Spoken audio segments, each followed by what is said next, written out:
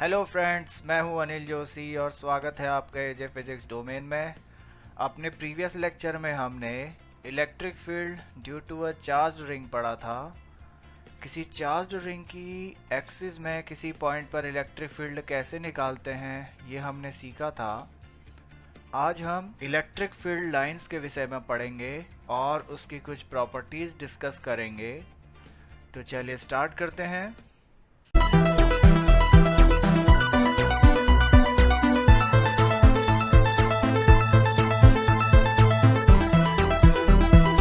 Electric field lines और electric line of forces.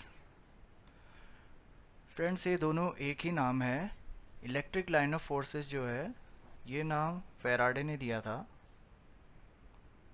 ये जो नाम है ये फेराडे ने दिया था, बट अपनी कन्वीनियंस के लिए हम इसे इलेक्ट्रिक फील्ड लाइंस बोलते हैं। ओके फ्रेंड्स, तो फ्रेंड्स इलेक्ट्रिक फील्ड लाइंस क्या है? आपने हमने प्रीवियस लेक्चर में पढ़ लिया था, किसी भी चार्ज के चारों ओर इलेक्ट्रिक फील्ड होता है उसका खुद का। ये इलेक्ट्रिक फील्ड है।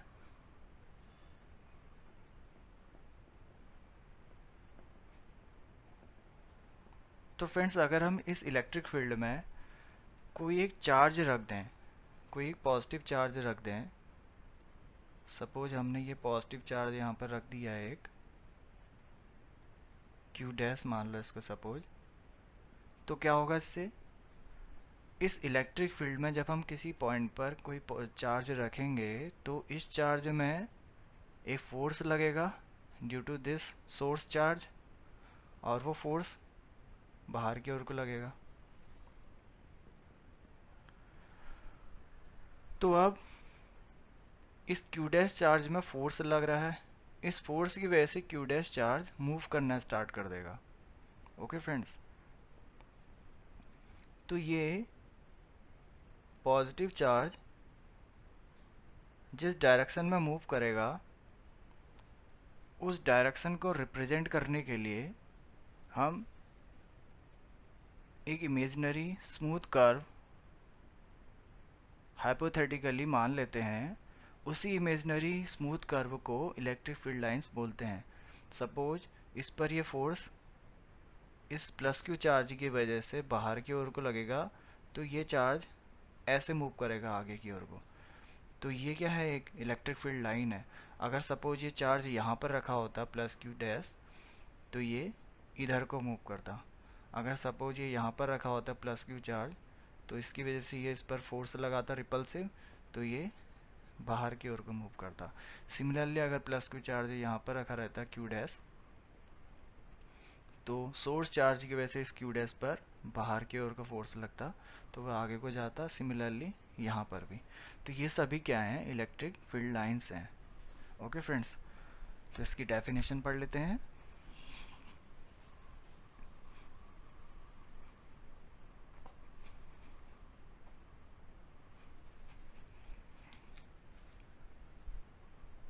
They are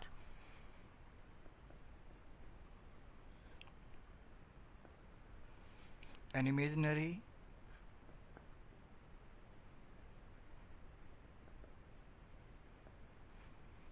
smooth curve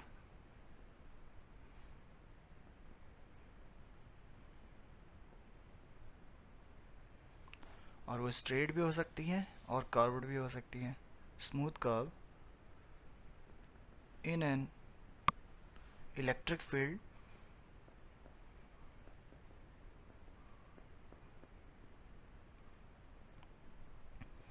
along which a free isolated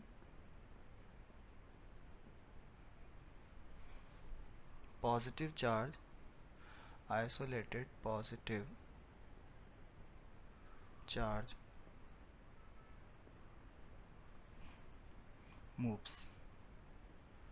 okay friends, तो ये क्या है? इमेजिनरी स्मूथ कर्व है। ओके, जैसे अभी हम लोगों ने पढ़ा था, सपोज ये कोई पॉजिटिव चार्ज है, सोर्स चार्ज, सोर्स चार्ज बोल देते हैं इसे। अब अगर हम इसके करीब एक दूसरा कोई भी चार्ज रख दें, सपोज ये चार्ज Q1 है, पॉजिटिव है, तो इन दोनों चार्ज में रिपल्सिव फोर्स लगेगा। रिपल्सिव फोर्स लगने की वजह से ये जो Q1 चार्ज है, ये सोर्स चार्ज है, इसका तो खुद का एक इलेक्ट्रिक फील्ड होगा, ठीक है। इस इलेक्ट्रिक फील्ड में हमने इस पॉइंट पर एक चार्ज रखा हुआ है Q1। इस Q1 पर सोर्स चार्ज एक फोर्स लगाएगा, कूलम फोर्स में हमने पढ़ा था। तो फोर्स क्या, रिपल्सिव फोर्स है। इस फोर्स की वजह से जो Q1 चार्ज है वो बाहर की ओर को मूव करने लग जाएगा ऐसे। ओके, तो यही क्या है, ये जो फोर्स लग रहा है इसकी वजह से जो मूव कर रहा है बाहर को, यही इलेक्ट्रिक फील्ड लाइन है। ओके फ्रेंड्स, तो अब सपोज यहाँ पर हमने वो चार्ज रख दिया Q1, तो ये बाहर की ओर को मूव करने लग जाएगा ऐसे। और अगर यहाँ पर रखा हमने ये Q1 चार्ज, तो ये ऐसे बाहर की ओर को मूव करने लग जाएगा। अगर हमने Q1 चार्ज यहाँ पर रख दिया, तो ये ऐसे बाहर की ओर को मूव करने लग जाएगा। ओके, तो फोर्स लगने की वजह से ही ये मूव करता है, ये चार्ज। ओके फ्रेंड्स, तो यही क्या है, इलेक्ट्रिक फील्ड लाइंस हैं।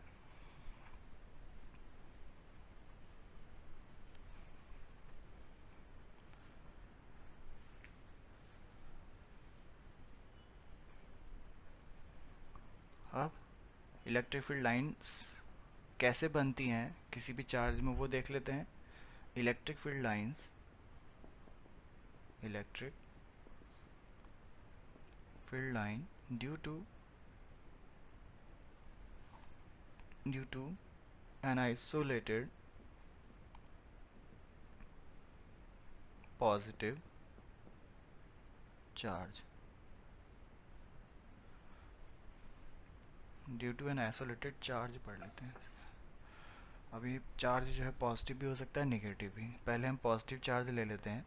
सपोज एक पॉजिटिव चार्ज है हमारे पास +Q, इसकी वजह से जो इलेक्ट्रिक फील्ड लाइंस होंगी वो बाहर की ओर को होंगी, इस तरीके से।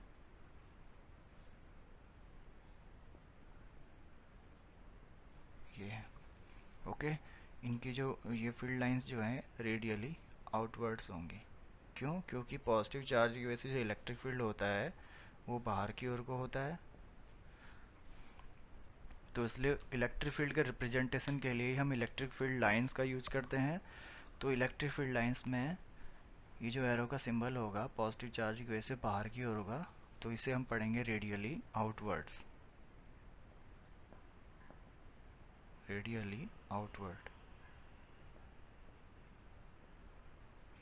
ओके फ्रेंड्स, और अगर ये नेगेटिव चार्ज होता, अब नेगेटिव चार्ज होने की वजह से क्या होता है, इलेक्ट्रिक फील्ड कहाँ से कहाँ को होता है, पॉजिटिव से नेगेटिव की ओर को होता है। तो यहाँ पर जो इलेक्ट्रिक फील्ड लाइंस होंगी वो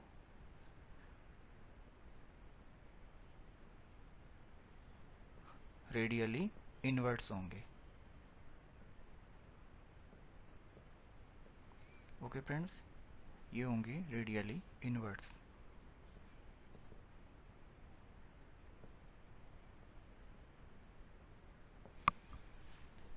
ओके फ्रेंड्स, यहाँ पर नेगेटिव चार्ज, अगर आइसोलेटेड नेगेटिव चार्ज रखा है तो इसकी वजह से इलेक्ट्रिक फील्ड लाइंस इस तरीके की होंगी, उसमें एरो अंदर की ओर को होगा, रेडियली इन्वर्ट पढ़ेंगे इसे। और अगर पॉजिटिव चार्ज होगा आइसोलेटेड, तो इसके लिए इलेक्ट्रिक फील्ड लाइंस इस तरीके से बनेंगी और ये रेडियली आउटवर्ड होंगी। ओके, अब अगर हमारे पास एक सिस्टम हो पॉजिटिव और नेगेटिव चार्ज का एक साथ रखा हुआ,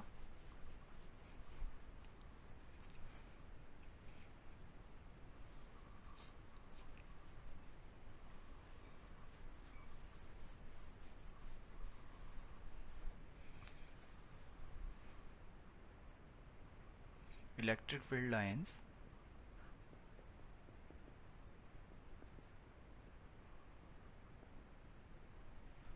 due to two equal two equal unlike charges, unlike charges. Okay, suppose हमारे पास ये दो चार्ज हैं, प्लस क्यू और माइनस क्यू। ओके फ्रेंड्स, तो ऐसा अगर सिस्टम है हमारे पास जिसमें एक प्लस क्यू चार्ज भी हमारे पास और माइनस क्यू चार्ज भी है, तब इस सिस्टम में, इस सिस्टम की वजह से जो इलेक्ट्रिक फील्ड लाइंस बनेंगी वो कुछ इस तरीके से होंगी। हमने अभी पढ़ा प्लस क्यू चार्ज की वजह से इलेक्ट्रिक फील्ड लाइंस बाहर की ओर को होती हैं और माइनस चार्ज की वजह से electric field lines minus charge की ओर को होती हैं। तो ये ऐसा होगा, तो प्लस से बाहर को निकलेंगी और माइनस की ओर को जाएंगी, इस तरीके से।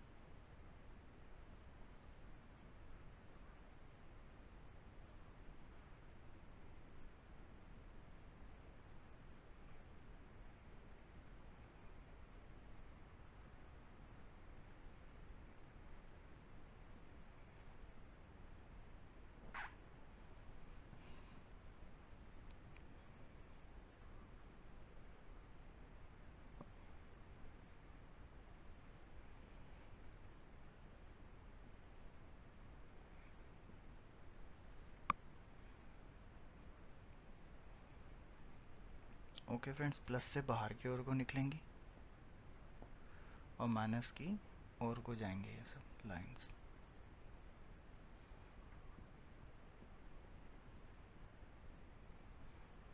ओके,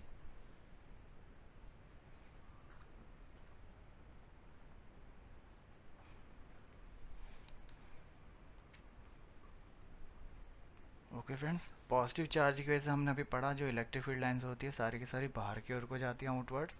और नेगेटिव चार्ज की वजह से जो इलेक्ट्रिक फील्ड लाइंस होती हैं वो रेडियली इनवर्ट्स होती हैं, उसी की ओर को आती हैं। तो अब अगर यहाँ पर दोनों एक साथ अगर हम रख दें तो इलेक्ट्रिक फील्ड लाइंस तो बाहर की ओर को जाएंगी, लेकिन यहाँ पर नेगेटिव चार्ज होने की वजह से वो नेगेटिव की ओर को अट्रैक्ट हो जाएंगी। तो ये सारे के सारे नेगेटिव की ओर को जाएंगे उसके बाद। ओके फ्रेंड्स, तो यह है electric field line due to two equal unlike charges. Okay, अब अगर हमारे पास दो सिमिलर चार्ज हों, लाइक चार्जेस हों, तब उसकी वजह से इलेक्ट्रिक फील्ड लाइंस कैसे बनती हैं वो पढ़ लेते हैं, वो देख लेते हैं। Electric field lines due to two equal like charges, equal like charges. अभी हमारे पास दो सिमिलर चार्ज होंगे, एक प्लस क्यू चार्ज है, दूसरा भी प्लस क्यू चार्ज है। तो यहाँ पर जो फील्ड लाइंस होंगी कुछ इस तरीके से होंगी।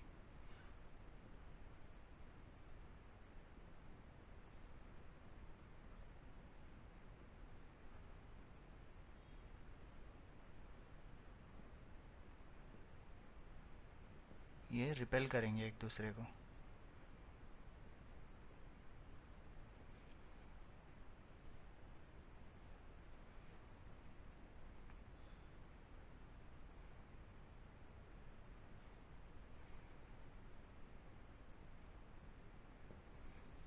ओके फ्रेंड्स, ये इसकी वजह से जो इलेक्ट्रिक फील्ड लाइंस होंगी ये यहाँ पर से ऐसे नहीं जा सकती, ये लाइंस ऐसे नहीं जा सकती क्योंकि ये इंटरसेक्ट नहीं करती हैं, ये पॉसिबल नहीं है। तो ये नहीं होगा, ये रिपेल कर देंगी, ये लाइंस इधर को मुड़ जाएंगी और ये लाइन इधर को मुड़ जाएंगी सारी की सारी। तो इसमें जो एरो का सिंबल होगा वो आउटवर्ड्स होगा।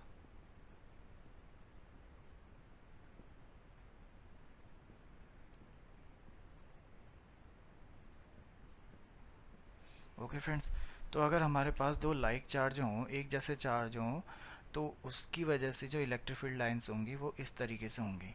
यहाँ पर कोई भी फील्ड लाइन नहीं है, तो यहाँ पर एक पॉइंट मिल जाएगा हमें, न्यूट्रल पॉइंट। न्यूट्रल पॉइंट पर इलेक्ट्रिक फील्ड ज़ीरो होगा। इसकी वजह से इस पॉइंट पे जितना इलेक्ट्रिक फील्ड होगा उतना ही इलेक्ट्रिक फील्ड इस प्लस क्यू चार्ज की वजह से भी यहाँ पर होगा, बट अपोजिट डायरेक्शन में। तो नेट इलेक्ट्रिक फील्ड इस पॉइंट पे जीरो हो जाएगा। क्यों? क्योंकि ये दोनों के दोनों चार्ज सिमिलर हैं, सेम मैग्नीट्यूड है इनका। तो इसकी वजह से पॉइंट पी पर जो नेट इलेक्ट्रिक फील्ड होगा वो जीरो होगा। ओके फ्रेंड्स, तो ये है electric field lines due to two equal like charges. Okay friends, तो अब एक बहुत इंपॉर्टेंट बात यहाँ पर नोट कर लीजिए। इलेक्ट्रिक फील्ड लाइंस जो होती हैं वो हाइपोथेटिकल होती हैं। Okay,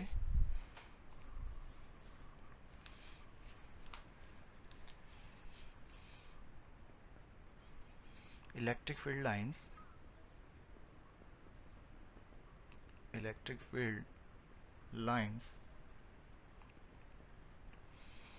do not really exist, do not really exist, they are hypothetical.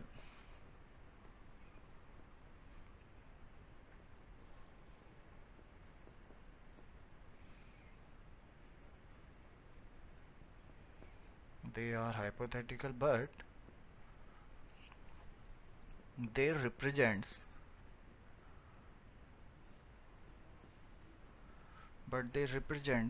electric field. They represents electric field which is real, which is real. Okay friends, electric field lines electric field को ही represent करती हैं। जो electric field real है, but electric field lines जो हैं वो hypothetical हैं, imaginary curves. Okay friends, ये बात ध्यान में रखिएगा। अब हम इलेक्ट्रिक फील्ड लाइंस की कुछ प्रॉपर्टीज़ पढ़ लेते हैं।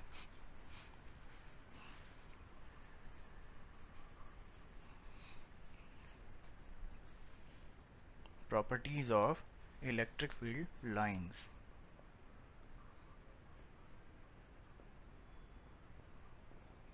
Properties of electric field lines. Okay friends, जो इसकी पहली प्रॉपर्टी है वो है they starts from positive charge, starts from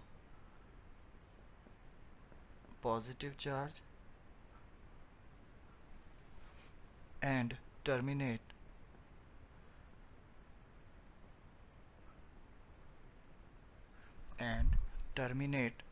at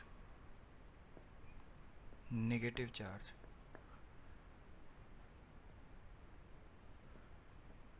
okay, यहाँ अभी पढ़ा था आप लोगों ने, जैसे ये पॉजिटिव चार्ज है और ये नेगेटिव चार्ज है, तो पॉजिटिव चार्ज तो इलेक्ट्रिक फील्ड लाइन स्टार्ट होती है और नेगेटिव चार्ज में टर्मिनेट हो जाती है। इस तरीके से पॉजिटिव चार्ज से शुरू होती है और नेगेटिव चार्ज में ख़त्म हो जाती हैं ये electric field lines. Okay,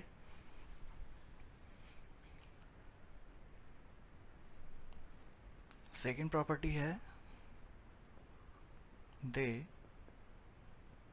do not form a closed loop.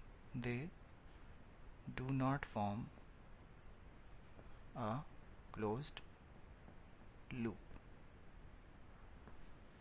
Okay, ये क्लोज लूप नहीं बनाती। जैसे पॉजिटिव चार्ज से स्टार्ट हुई, नेगेटिव चार्ज में ख़त्म हो गई, तो ये क्लोज लूप नहीं है। अगर क्लोज लूप होता तो पॉजिटिव चार्ज से शुरू होती, नेगेटिव चार्ज में आती, फिर नेगेटिव चार्ज से वापस पॉजिटिव चार्ज में आती। अगर ऐसा होता तब ये क्लोज लूप होता, but electric field lines positive charge से शुरू होती हैं, नेगेटिव चार्ज में ख़त्म हो जाती हैं, तो इस वजह से ये क्लोज लूप नहीं बनाती। बट मैग्नेटिक फील्ड लाइंस जो हैं वो क्लोज लूप बनाती हैं। मैग्नेटिक फील्ड लाइंस में क्या होता है, जैसे ये मैग्नेट है, इसमें एक नॉर्थ पोल है, साउथ पोल है, तो जो मैग्नेटिक फील्ड लाइन्स है नॉर्थ से स्टार्ट होती हैं, साउथ में आती हैं, उसके बाद मैग्नेट के अंदर साउथ से नॉर्थ की ओर को इनकी डायरेक्शन होती है। तो यहाँ पर ये क्लोज लूप है, but electric field lines close loop नहीं बनाती। Okay friends,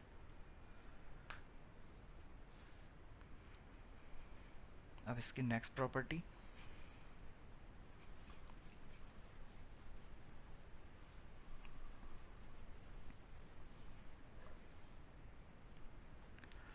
third property is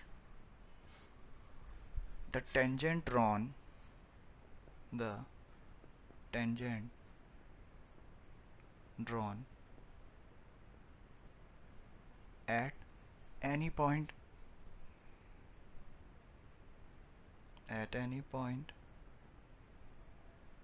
on the electric field lines on the electric field line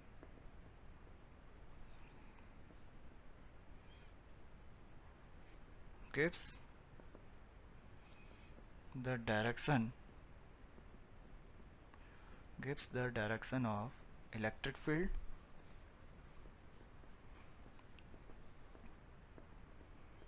at that point.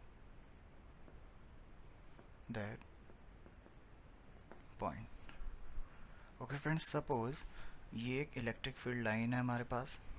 Okay, अब इस इलेक्ट्रिक फील्ड लाइन में सपोज ये एक point है, इस पॉइंट पे सपोज एक पॉइंट ये है और एक पॉइंट ये है।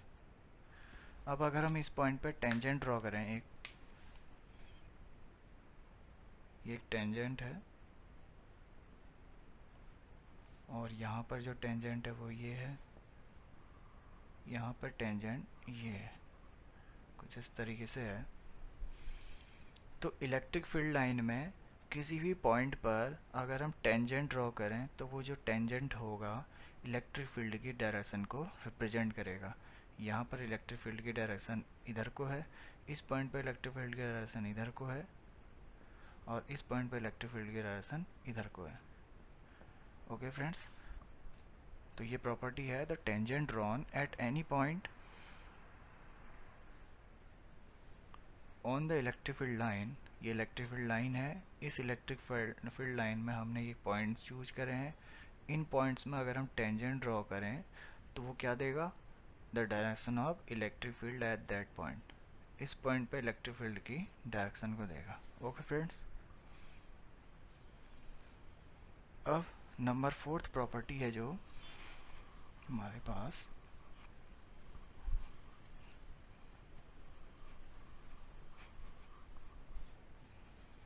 fourth property is two electric field lines can never be intersect each other. Two field lines can never intersect each other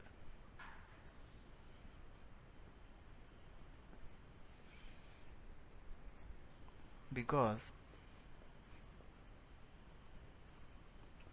if they intersect,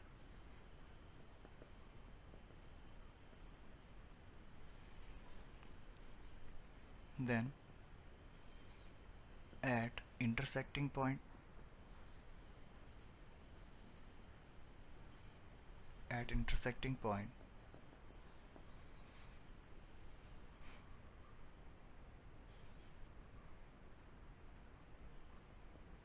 two tangent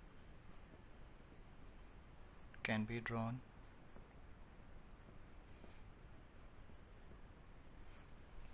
which indicates that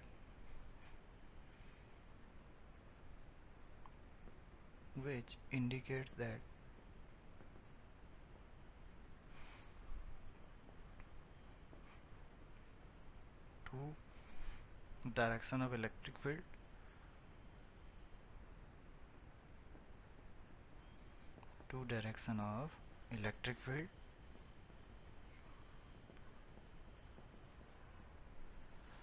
at the same point. at same point, which is not possible, which is not possible. Okay हमने अभी पढ़ा, अगर electric field lines में किसी भी point पर अगर हमें टेंजेंट ड्रॉ करें तो वो जो टेंजेंट है उस पॉइंट पर इलेक्ट्रिक फील्ड की डायरेक्शन को रिप्रेजेंट करता है। ओके तो अगर हमारे पास दो इलेक्ट्रिक फील्ड लाइन कुछ इस तरीके से हैं, एक ये लाइन ये है, दूसरी लाइन ये है इलेक्ट्रिक फील्ड लाइन, तो ये इनका इंटरसेक्टिंग पॉइंट हो गया। ये पॉइंट जो है इंटरसेक्टिंग पॉइंट है, इंटरसेक्टिंग पॉइंट। अब अगर हम इस इंटरसेक्टिंग पॉइंट में दो टेंजेंट, इस इंटरसेक्टिंग पॉइंट पर टेंजेंट ड्रॉ करें तो हमारे पास एक टेंजेंट तो ये आएगा। ओके और जो दूसरा टेंजेंट होगा हमारे पास वो होगा कुछ इस तरीके से। तो इस इंटरसेक्टिंग पॉइंट पे हमारे पास दो इलेक्ट्रिक फील्ड की डायरेक्शन आ गई, एक इधर को है और एक इधर को है। ओके फ्रेंड्स, तो ऐसा पॉसिबल नहीं है। इलेक्ट्रिक फील्ड लाइन में किसी भी एक पॉइंट पर अगर हम टेंजेंट ड्रॉ करें तो वो जो टेंजेंट होता है वो इलेक्ट्रिक फील्ड की डायरेक्शन को रिप्रेजेंट करता है। बट इस इंटरसेक्टिंग पॉइंट में हमारे पास दो टेंजेंट आ गई है, तो एक पॉइंट पे दो इलेक्ट्रिक फील्ड की डायरेक्शन हो गई, तो ऐसा पॉसिबल नहीं है। तो इसी वजह से इलेक्ट्रिक फील्ड लाइंस कभी भी एक दूसरे को नहीं काटती हैं। Okay the electric field line can never भी इंटरसेक्ट ईच अदर। क्यों? बिकॉज इफ दे इंटरसेक्ट, अगर वो इंटरसेक्ट करेंगी तब at intersecting point there will be two tangent can be drawn. Intersecting point पर दो टेंजेंट ड्रॉ कर सकते हैं हम। तो वो जो दो टेंजेंट हैं वो इस इंटरसेक्टिंग पॉइंट पर दो इलेक्ट्रिक फील्ड की डायरेक्शन को रिप्रेजेंट करेंगे, तो ऐसा पॉसिबल नहीं है। तो इसी कारण इलेक्ट्रिक फील्ड लाइंस एक दूसरे को कभी नहीं काटती हैं। Okay friends,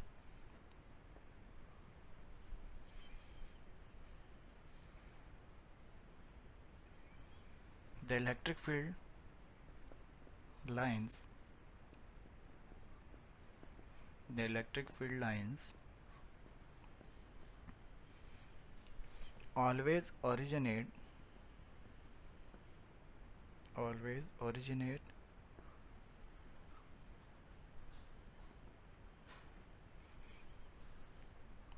or terminate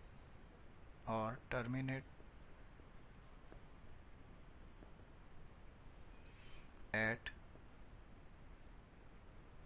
a surface normally। ये इम्पोर्टेंट फ्रेंड्स, इसे ध्यान में रखिएगा। इलेक्ट्रिक फील्ड लाइंस किसी भी सरफेस से हमेशा, जैसे सपोज ये कोई सरफेस है हमारे पास, तो इलेक्ट्रिक फील्ड लाइंस या तो इससे ओरिजिनेट होंगी परपेंडिकुलरली, या तो आउटवर्ड होंगी ऐसे ओरिजिनेट होंगी, या फिर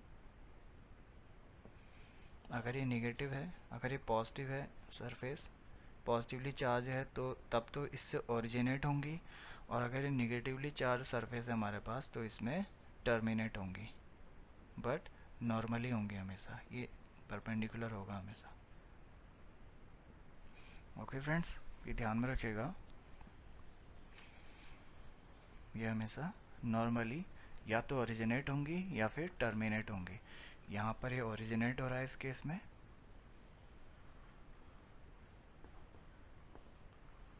और यहाँ पर टर्मिनेट हो रहा है। ओके फ्रेंड्स, अब जो नेक्स्ट प्रॉपर्टी है हमारे पास नंबर 6,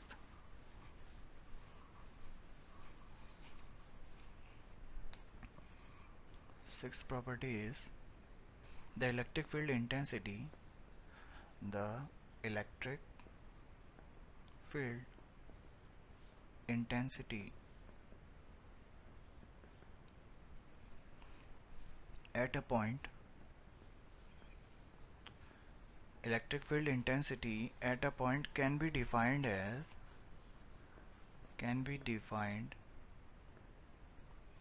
in terms of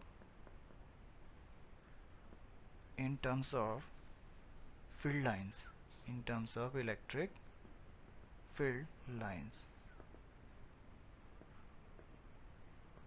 कैसे दे सकते हैं हम इसको in terms of electric field lines के टर्म्स में? तो देखिए,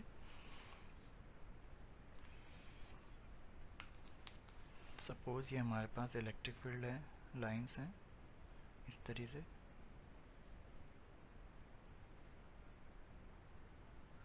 इस तरीके से हमारे पास फील्ड लाइंस हैं।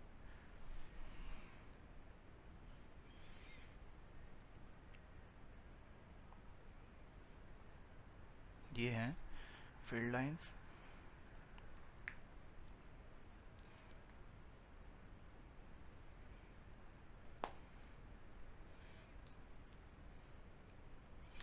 सपोज ये हमारे पास एरिया है,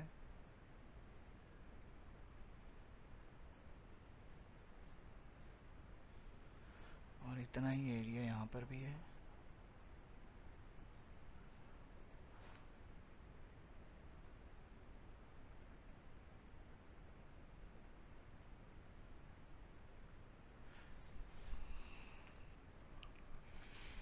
उनकी डायरेक्शन जो है, ये डायरेक्शन है फील्ड लाइंस की। ये एरिया है हमारे पास एक। Okay, the strength of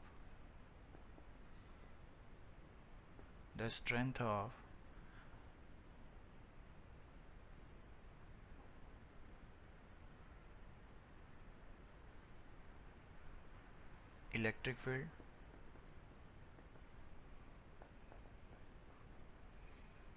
at any point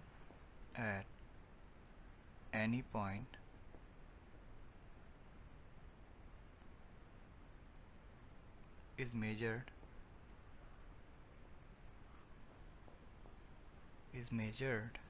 as the number of field lines is measured as the number of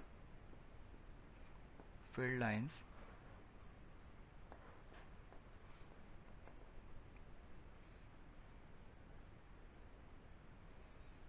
crossing per unit area.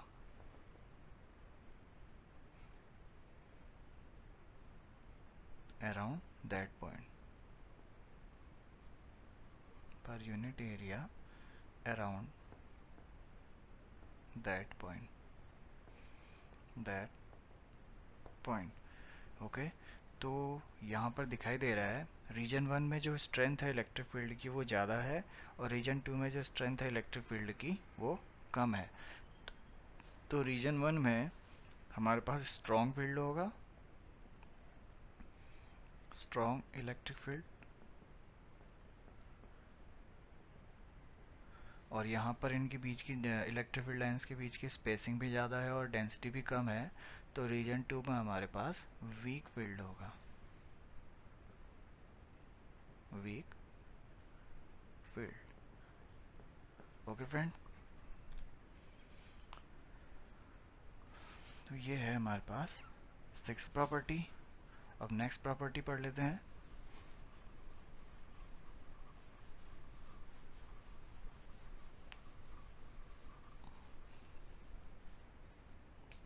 Seventh property, अगर इलेक्ट्रिक फील्ड लाइंस पैरेलल हों और equi distance हों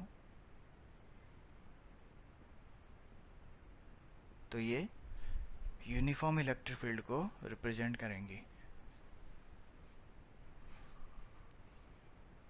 if electric field lines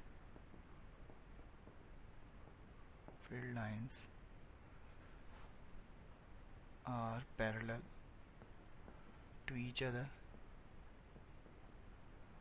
and equidistant,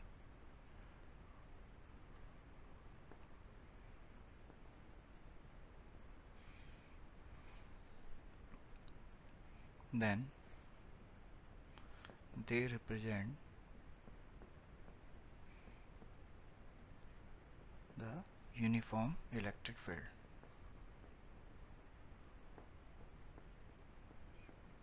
Electric field.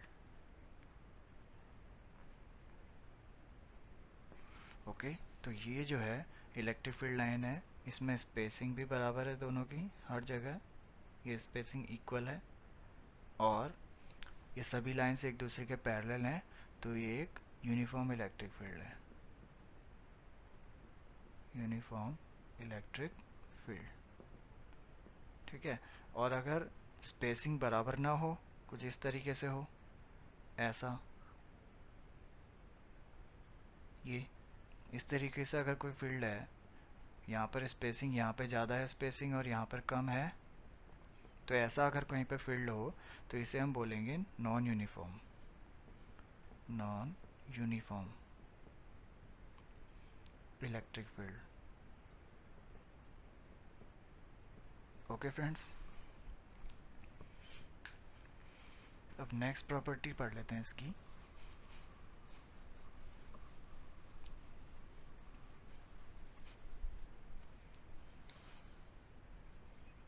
Property number 8, the number of field lines, the number of field lines, field lines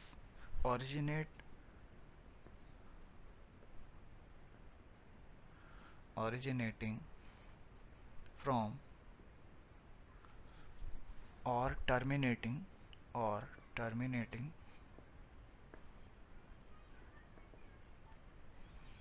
to a charge is directly proportional to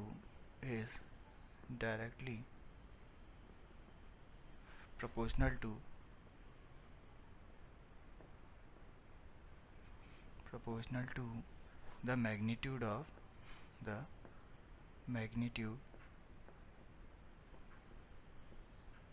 the charge। इसका क्या मतलब हुआ, हमारे पास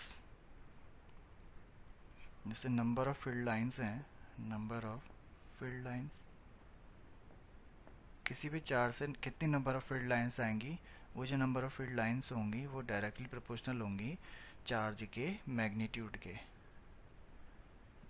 उस charge के magnitude के। Okay friends, जैसे हमारे पास एक चार्ज प्लस क्यू है, अगर इससे suppose 4 number of field lines आ रही हैं, तो अगर हम इसका मैग्नीट्यूड ट्वाइस कर दें, अगर इसको हम 2Q कर दें, तो इससे नंबर ऑफ फील्ड लाइंस जो होंगी वो भी ट्वाइस हो जाएंगी ओरिजिनेट होने वाली।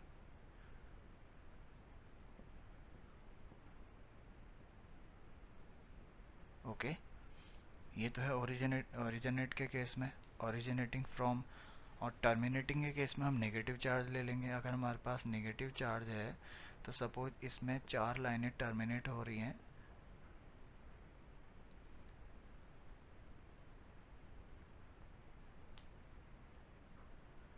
तो अगर हम इसका मैग्नीट्यूड ट्वाइस कर दें, -2Q कर दें, तो इसमें 8 लाइंस टर्मिनेट होंगी।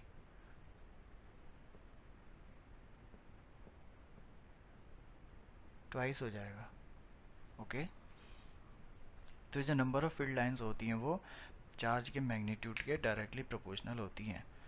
तो ये वाला जो केस है, ये ओरिजिनेटिंग फ्रॉम वाला केस है,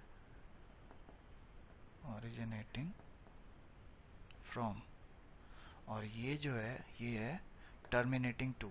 यहाँ पर लाइंस टर्मिनेट हो रही हैं, यहाँ पर लाइंस चार्ज से ओरिजिनेट हो रही हैं, तो ये वाला है टर्मिनेटिंग टू वाला केस है। ओके ओके फ्रेंड्स, ये वाली प्रॉपर्टी बहुत इंपॉर्टेंट है, इसे ध्यान में रखिएगा आप।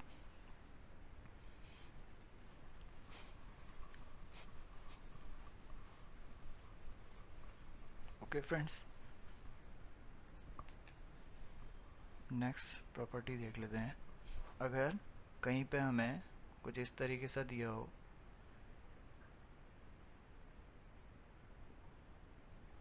इस तरीके से, ये इलेक्ट्रिक फील्ड लाइंस हैं, ओके। और एक पॉइंट हमारे पास ये है, एक पॉइंट ये है और एक पॉइंट ये है। सपोज इसे ए बोल देते हैं, इसे बी बोल देते हैं, इसे पॉइंट सी बोल देते हैं। तो जहाँ पर इलेक्ट्रिक फील्ड लाइंस पास पास होंगी उस रीजन पर इलेक्ट्रिक फील्ड बहुत स्ट्रॉन्ग होगा, और जहाँ पर इलेक्ट्रिक फील्ड लाइंस के बीच की स्पेसिंग दूर दूर होगी, जैसे ये है, तो वहाँ पर इलेक्ट्रिक फील्ड जो होगा वीक होगा। ओके फ्रेंड्स, तो ये ध्यान में रखिएगा। तो यहाँ पर जो electric field at point C होगा सबसे ज़्यादा होगा, उसके बाद electric field at point A होगा क्योंकि वहाँ पर स्पेसिंग थोड़ा कम है, और सबसे वीक जो होगा इलेक्ट्रिक फील्ड वो पॉइंट बी पर होगा। तो the electric field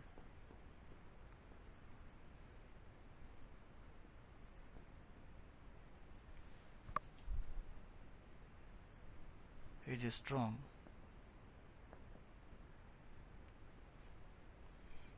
electric field will be strong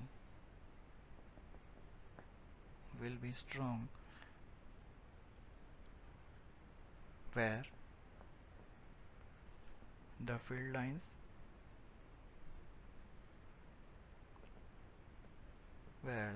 lines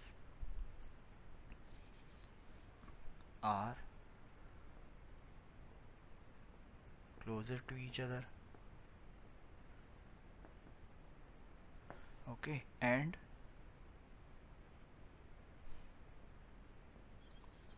is weak, and electric field will be is weak where the field lines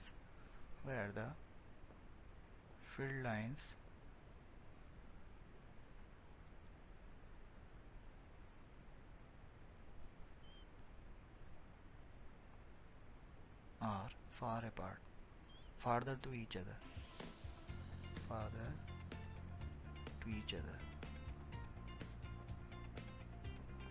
तो यहाँ पे दिखाई दे रहा है, यहाँ पे इलेक्ट्रिक फील्ड लाइन एक दूसरे से दूर हैं, तो यहाँ पे इलेक्ट्रिक फील्ड की इंटेंसिटी जो होगी, स्ट्रेंथ जो होगी वो कम होगी। और पॉइंट सी पर इलेक्ट्रिक फील्ड लाइंस की स्पेसिंग बहुत कम है, यहाँ पर बहुत क्लोज हैं, तो यहाँ पर इलेक्ट्रिक फील्ड की जो स्ट्रेंथ होगी वो सबसे ज़्यादा होगी। ओके फ्रेंड्स, तो ये ध्यान में रखिएगा। तो friends, this is all about electric field lines and it's properties. आज के ये वीडियो यहीं पर एंड करते हैं। अपने नेक्स्ट लेक्चर में हम इलेक्ट्रिक डायपोल के विषय में पढ़ेंगे और उससे रिलेटेड कुछ डेरिवेशंस करेंगे। तो फ्रेंड्स, आज के लिए इतना ही। अगर ये वीडियो आपको पसंद आया तो प्लीज़ इसे लाइक कर दीजिएगा, शेयर कर दीजिएगा और इस चैनल को सब्सक्राइब कर दीजिएगा। So thanks for watching friends, bye.